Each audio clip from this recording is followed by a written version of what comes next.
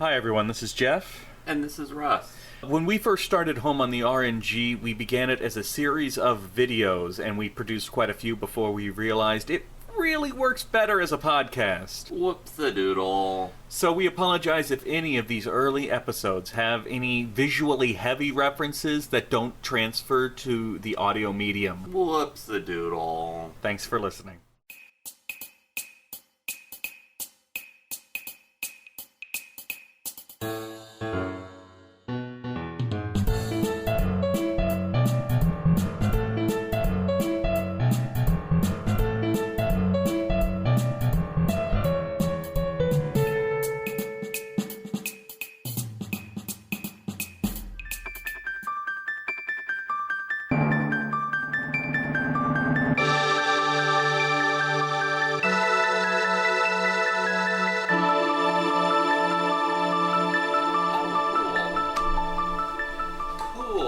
Hi, everybody. Welcome back! Welcome. I am so excited now. This is going to be like a whole new side to me, reviewing a game that I love. Yeah, I'm excited. And what game are we reviewing today? We are reviewing the Sailor Moon RPG. I'm just kidding. It was literally the same joke I made in the last video. I know it was. So, yeah. Oh my God. No, but we really are reviewing Chrono Trigger. This is the day that I've been waiting for since this experiment began. You're aware that you could have picked Chrono Trigger at any point in this process. I did. It took until now for me to get so desperate. You were holding on to it. I was holding on to it. I have a select few classic games that I'm holding on to in a crisis situation where I would just be like curled up in the fetal position in the corner if I didn't get to play an amazing RPG that I love. Fair enough. Yeah. So, since Russ is obviously chomping at the bit and needs to go, I think my review's done. No, I'm just kidding. Let's go ahead and move on to personal histories and really let Russ get it out of his system. Okay.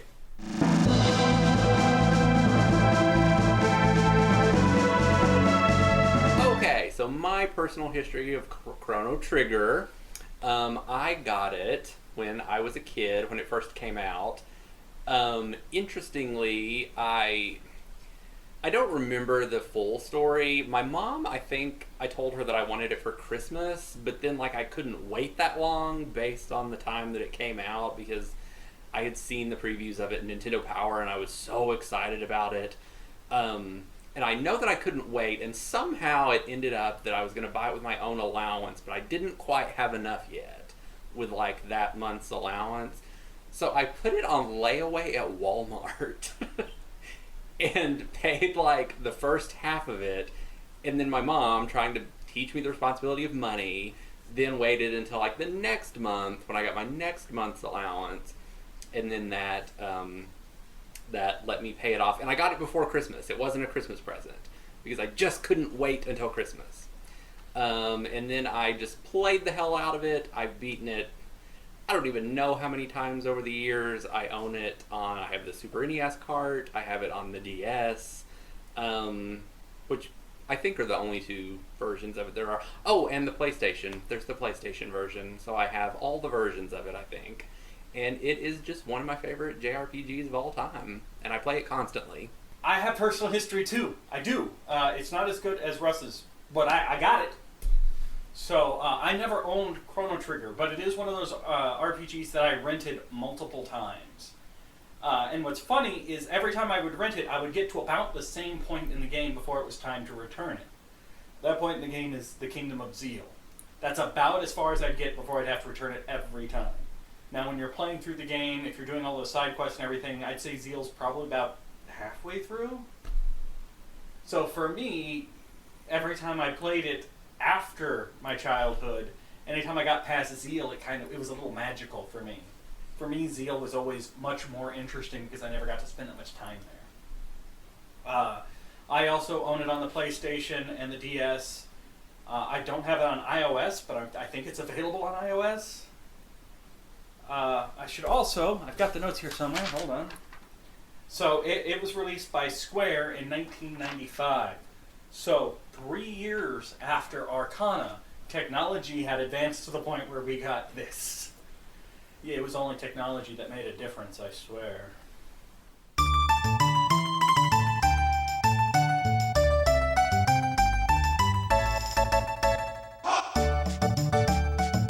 Chrono Trigger is a fairly complex game in terms of story.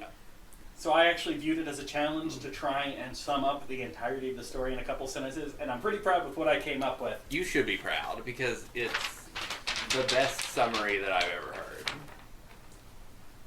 An accident at a fair reveals a global threat spanning the life of the planet. Using time travel, our hero assembles a unique cast of characters and attempts to change the horrible future that he found. And it all starts with an accident at a fair. Exactly. And it really does. It does! It really does. Russ is really hung up on the whole accident at a fair thing because he keeps picturing a Ferris wheel gone awry. I do keep picturing a Ferris wheel, like, bouncing across the land, and then all of a sudden it's in some kind of, like, time-space vortex. But what it really starts with, interestingly, is a meet-cute from a romantic comedy. It does, actually. It does. Guy literally bumps into girl. And from there... And knocks off her necklace. Yeah, bumps into her so hard, her necklace flies off. And from there, his life is never the same. It really isn't. No. Chrono Trigger has a fantastic story. It's well done. It's well told. It spans multiple time zones, each with their own unique stories. I love the story. The story is damn good. It's such a tragic story because of what the characters from present day find out, what happens to the future of their There's world. a lot of emotion to the story because they live in a pretty happy present day, and then they go on an adventure to the past. Woo!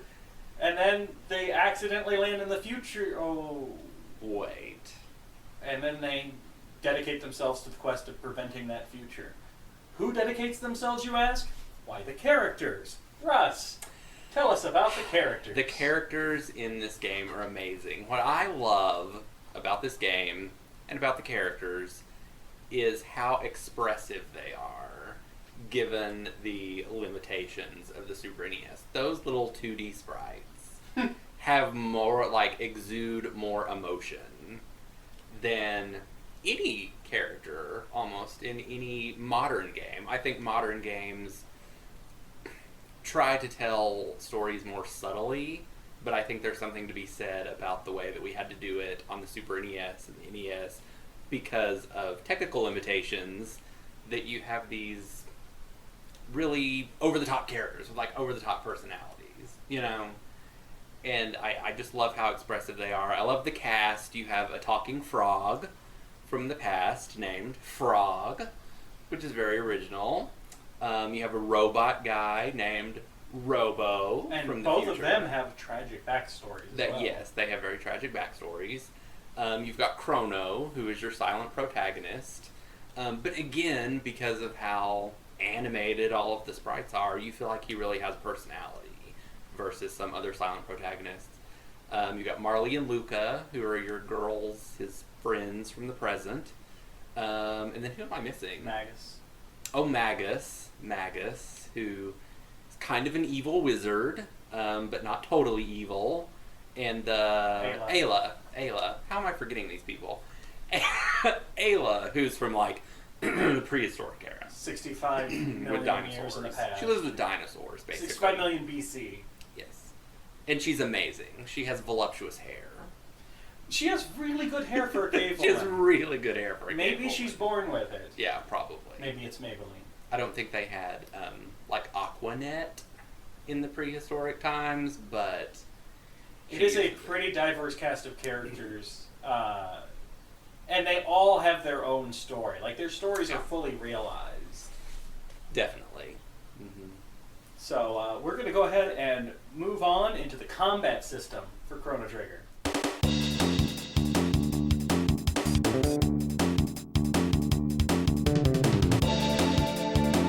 The combat system, I want to say the combat system isn't anything special, but it actually kind of is. No, it is. It definitely is. It is because of, I think, because of the text. The ability to link up your characters. Well, first of all, it is a menu-based combat system, but the combats take place. So there aren't really random encounters. You can see most of the enemies, or the enemies ambush you when you step on a specific spot. No matter how many times you play Chrono Trigger, the combats are going to happen with the same enemies in the same places every time. But the combat screen itself actually takes place wherever you're currently standing. Your characters just kind of spread out and take combat positions, and you fight where you're standing. So there's no like default fade to the combat background or anything. And then you have the techs. Yes, I love the techs. So each character has 8 techniques or techs that they can use on their own, which are attack and healing and status elements and all the usual Elemental things. attacks, fire, water. Right. But each character can also link up with another character to do like a combo technique. So every 2 characters have 3 combo techniques together, and they all make sense. It all takes place. It here's takes this ability plus this ability makes this new ability, and again, 3 for every combination of 2 that you can imagine. Right. And then there's also a considerable amount for your maximum party size is 3, and there's a considerable amount of like triple techniques for all 3 active characters that you have in your party. And like Jeff said, it's all, they're so creative because they're all the actual abilities that each individual character has like merged together in some way. One interesting one, just to give a couple of examples so that you know what we're talking about. If you have Chrono, who has lightning ability, and Ayla, whose techs are all fighting based, she doesn't really have any magic elements. One of the combos is Chrono hits her with a bolt of lightning, Yes. which doesn't hurt her, but it does electrify her, and then she bites somebody while she's electrified. Yes. The 2 of your magic casters they'll hit an enemy with ice, and then melt that ice with extreme fire. Mm-hmm. One of my favorite ones is that Frog, the talking frog, has a ability, a leap slash. So he jumps up into the air and then cuts the enemy. But then he can actually like throw. Is it him that throws Chrono up into the air, and then he like does this big cut across the screen? It's one of them that throws the other. One of them is leaving a sword in the enemy, and then Chrono has lightning hit the sword. Yes, yeah. So it's stuff like that, and then the triple techs are more of the same. It's the combining the 3 abilities, and there's actually a lot of hidden triple techs. You have to have special stones for several of them. Because eventually, at a certain point in the story, your party can really get mixed up. Yeah. You're not stuck with having any of the same people in your party. It's all up to you. And so you can find hidden items to unlock special triple techs for special combinations of party members. I have never done that. It seems like a lot of effort. You never found any of the stones? I've found some of the stones, okay. but I never figured out who they belonged to. Okay. They're really good, yeah. I really like the stones. There's one really funny one that's really random with Marley and Isla and Magus. No. This one is with the 3 girls. And they do this like weird little dance around the screen. It's really good. With the little sheep doll. There's a little sheep figurine that you can win at the fair, and they do this little dance on the screen with this little doll. You should really look at it. We just figured out why Russ likes this game. I love this game. So let's move on to our favorite category that covers everything: innovations. Woo!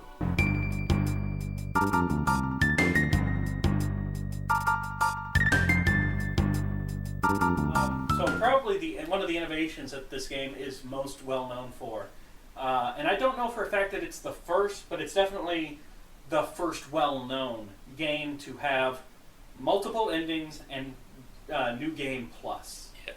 New Game Plus is kind of a given on current RPGs. Every one of them has it, even if most of them don't really take advantage of it. Chrono Trigger not only, I think, introduced the concept, but really made good use of it. Yes, definitely. I don't know how many endings there are. It's something like 7 or 14 or... It's up there in the teens. It's like 13 or 14 or... Typically, when you play Chrono Trigger for the first time, there's really only the one ending you're going to get with a couple of little variations. Well, there can be one big variation. Okay. There can be one big variation. That's fair, and we'll kind of address that, because what do we care about spoilers on a Well, it's a 21-year-old Yeah. game. But then you play New Game Plus, and you gain the ability to just go and fight the end boss whenever you want. Because you At any carry point in the over story. all of your stats. Yeah, all so your stats, however your equipment. strong you were and whatever equipment you had when you beat the game, you carry over into that new game. So you are strong enough to fight the final boss at the beginning of the game. And what ending you get changes depending on at what point in the game you choose to go and fight the final boss.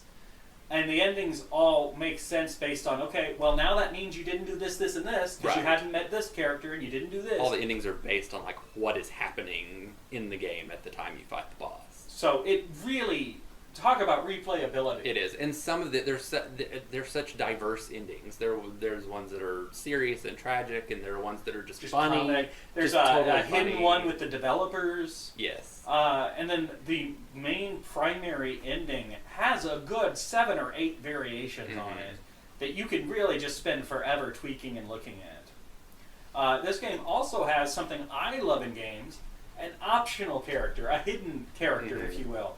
I don't think that he's that hidden or that secret, but he absolutely is optional. He is hidden enough that I didn't recruit him on my first playthrough. I have never not recruited him. I fought him. You can I guess we don't care about spoilers. Yeah. You can recruit him or you can kill him. Yeah, basically at a certain point in the story, once it's revealed that that Magus is not the big bad guy, and you're led to believe that he is, he says, so do you want to fight? And if you say yes, you kill him.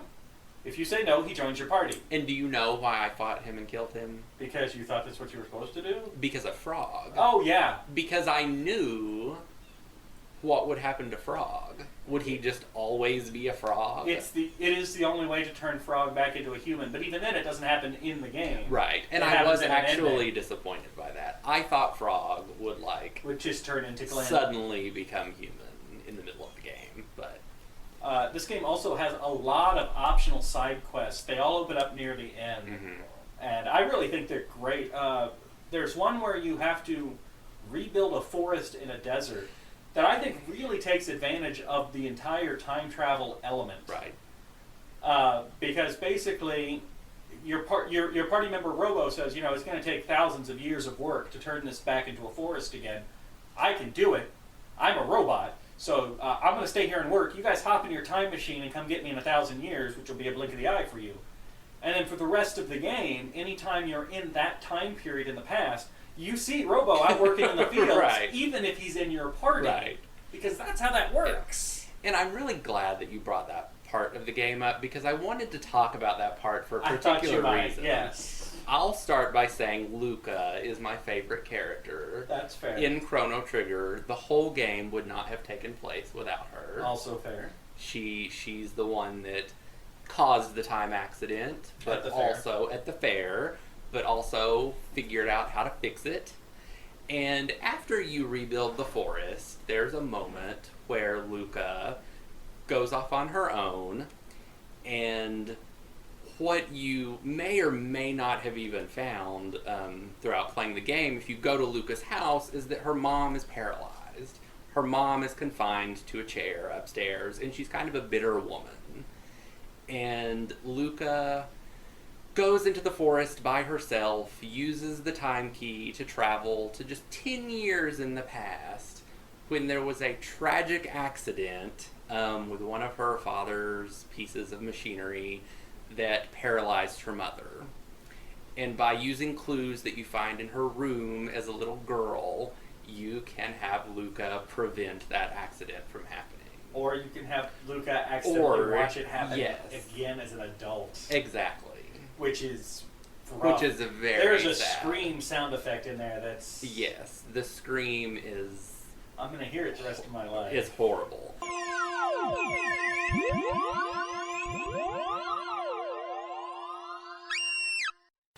But it's my favorite part in the game, and it's really what cemented that Luca was my favorite character, because I think about, in time travel stories, that exact thing. About what little moment in your life would you go back to in the past and change. And I think it's a very sweet and very, but very profound character moment. Yeah, it takes... Because the whole point of this time travel ordeal is to save the planet. It's a global adventure. But then it also, this part in particular, it really stands out because it takes that element and makes it personal. Like, not only are we saving the whole planet, but I can save my mom. Yeah, she has a moment to change something about her life that she has regretted her whole life, even though she was just a little girl. There's nothing she holds on to guilt that she wasn't able to save her mom. So in the middle of this big save the world adventure, she takes the time out to fix a personal tragedy. And then she's really tired the next day because everybody else was sleeping. Right. So she's probably And got a I rough love next it at day. the end, because at the end, if you save her mom, then her mom is all happy and giddy and you see and her wanting to dance. What's actually really funny is, so anytime you go to visit her mom's sitting in a chair. She can't leave the chair. She's crippled. Mm-hmm. After you save her, if you go to visit her, she starts out in the chair. You see her like, wait, nothing's changed. Yeah. And then a couple seconds later, she gets up and just starts up. walking around. You're like, oh my god, that was not nice. Another emotional moment. Those little moments. No, you go ahead with your moment. I'm just saying it's those little moments. This, I think, really falls under innovation. And again, I'm sorry for spoiling a really old game at this point, but there is a point in the game where the main character dies. There is. Chrono dies. Yes. And whether or not you can bring him back to life depends on whether or not you were prepared. Mm-hmm. Whether or not you got the items you needed to before he died. So you can go through the rest of the game without Chrono, or you can go through the rest of the game with Chrono. Well, to be fair, you can get the items after. Yeah, I don't think you can get the clone. Yes, you can. You can get a clone of Chrono after he dies? They actually will just give you a clone of Chrono. I did not know that. Yeah, it would be. Now, it would be very interesting if it actually barred you from doing that. I always assumed you had to get... I always get the clone first thing. Yeah. For that reason. Still. I just ruined the game for you. I hate this game. I'm just kidding. No, and so that's very interesting. The fact that there are consequences in the game that can be... I mean, characters have died in JRPGs before, but never the main character. The point is that you don't have to bring him back. Yeah. It's if you don't want to for some reason, or you can't figure out how to, and you didn't have a guide, game without him. You can just finish the game without him and just accept that he died. And then the last note that I've got for innovations is it's a small one, but there are no combats on the overworld. No. Which is kind of nice because you get to walk around the world without worrying about random combats. Mm-hmm. You know, as long as you're not in a fighty area, there's not going to be fights. I just kind of like that. Yeah. And I like the little animations that the characters do if you just stand still on the overworld map. They all have their unique, hey! I'm down here. What are we doing? Am I missing anything under innovations? Anything that this game did? It was so innovative. In so many ways. It's just you could just go on forever. Sometimes just using the password inputs were kind of creative. Mm-hmm. Because the passwords required you to hit buttons that you didn't otherwise use in the game, the L and the R buttons. Mm-hmm. And, so it was almost innovative in the way it just used the controller. Mm-hmm. There's one little dungeon where you read a note and it says, "Don't make a noise or the monsters will attack." And it's fun little bits and quirks like that the game does. Especially in that sequence, there's a save point. I love this bit. Yes, that was good. Okay. I mean, there's a mouse. You talk to the mouse, it squeaks, monsters attack.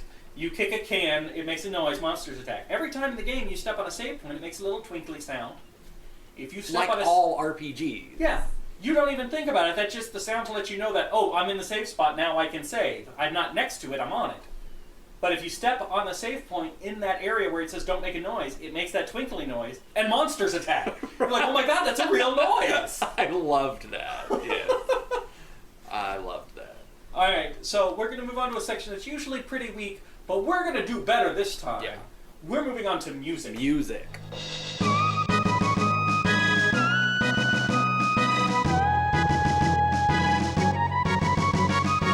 This part first, where Russ reads Japanese names because I can't. Here we go, Russ. We've got the composers and I feel other like I things that they should worked know on. this just because. So Yasunori Mitsuda, Who worked on? He worked on Xenogears, Mario Party, Chrono Cross, and a bunch of other games. And then Nobuo, I never can say his name. I know him, but I can't. Nobuo Uematsu, who is a name that I actually do recognize because he does Final Fantasy music, and that's what he's known for. He scored so many different Final Fantasy titles. Maybe all of them. Maybe all of the numbered ones. Not all the spin-offs, but I think almost all of the numbered right. ones. And he does such a good job. He does. Like Final Fantasy music, I can pick out of a lineup. If you were to play randomly a track from Chrono Trigger, I could probably not only tell you what game it was from, but tell you where in the game it was from. Yeah. And I don't hook on to music. As we've covered before. No, I don't either. Neither one of us do. Russ and I aren't wired for music. Hopefully, at some point in the future, we're going to have a video game music expert joining us to do these segments to do justice to video game music. Yeah. So if we're very lucky, and fingers crossed for everybody at home, this might be the last time that Russ and I try to analyze video game music. But I will say, of all the games that we've played, Chrono Trigger's music is the most recognizable, iconic. It is. I can hear it playing and I can go, that is Frog's theme. That is Marley's theme. And they do a good job in making sure each character has their own recognizable theme. And every time period has its own music, its own overworld music, dungeon music, that really fits into that time period and the feeling that you get. There, it just, it's the kind of music that even people that don't really recognize music or understand it or hear it stand out, it still stands out. So that's what we've got for music. I will say one last thing. I once attended a concert where a rock band covered Frog's theme with a flute player, and it was awesome. A rock band with a flute player playing Frog's theme is pretty awesome. Anyway, so we'll move on to final thoughts.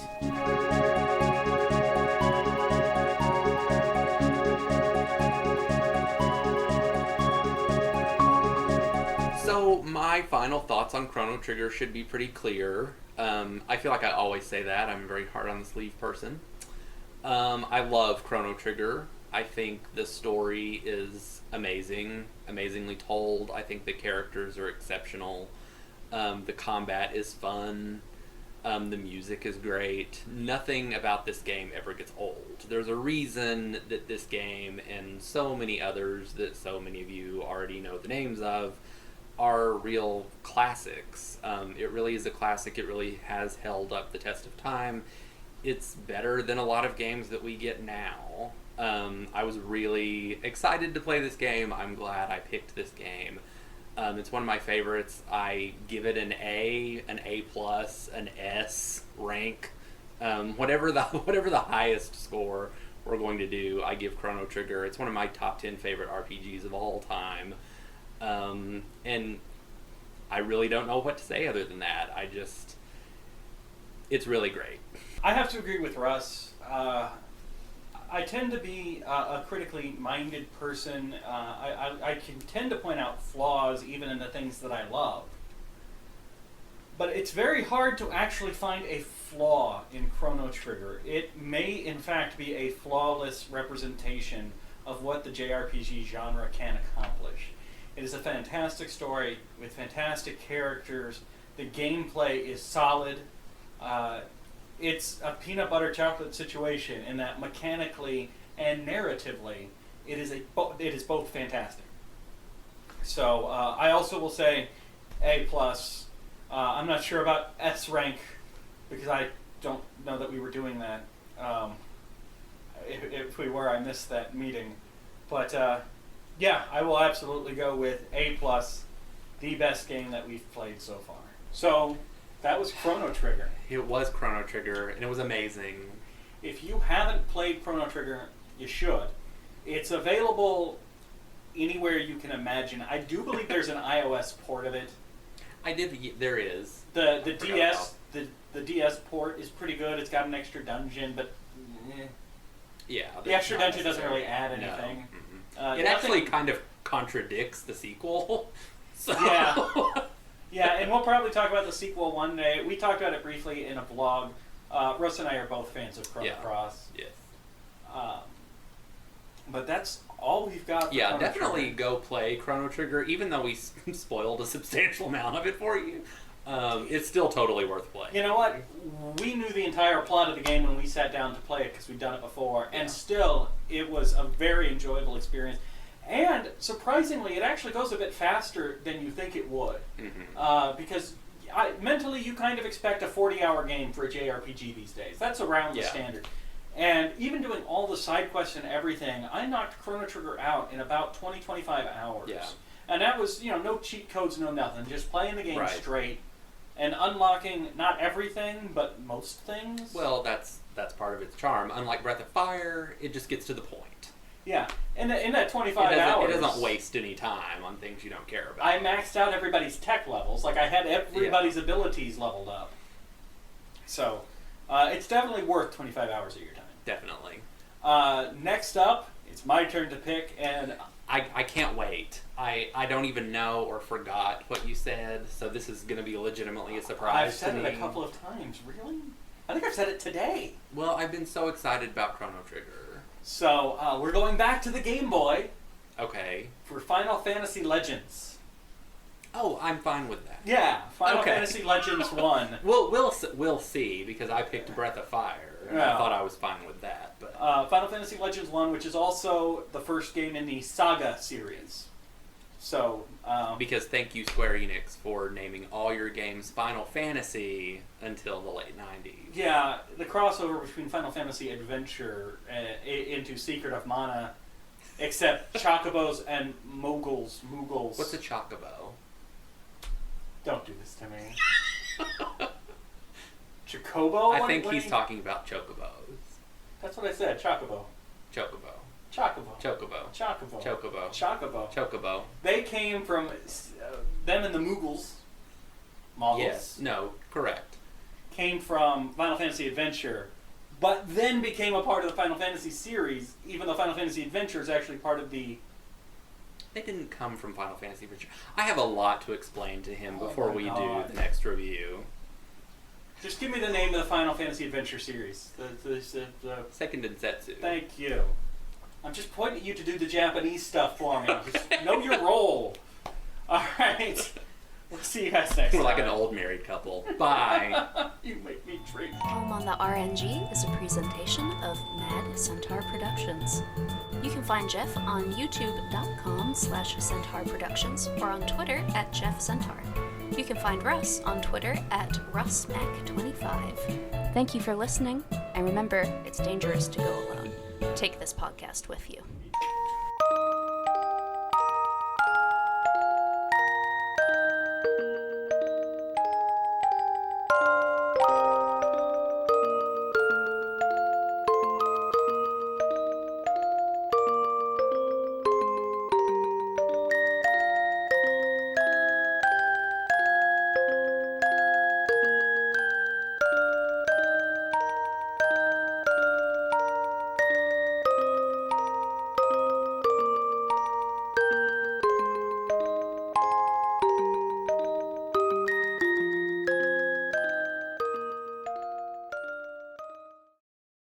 Campfire? Fighting evil by moonlight.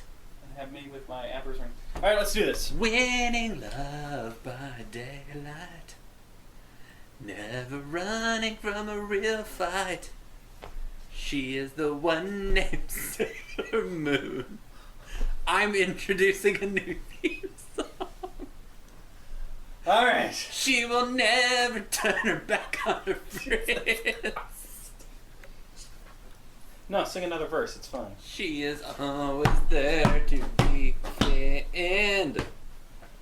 She is the one on whom we can depend. Is he crazy? Okay, can we start now?